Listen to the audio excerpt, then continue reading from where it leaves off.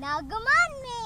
और ये देखिए हम लोगों ने अपने लिए खूबसूरत सी जगह ढूंढ ली नीचे, और बाबा फायर के लिए जो है लकड़ियाँ बाबा और स्टोन इकट्ठे कर रहे हैं, और हम यहाँ पे बनाएंगे बारबेक्यू। तो ये हम बारबेक्यू के लिए आग जला रहे थे। हम ट्राई कर रहे थे कि हम कैंप फायर करें ना, वो हम खुद जलाएं।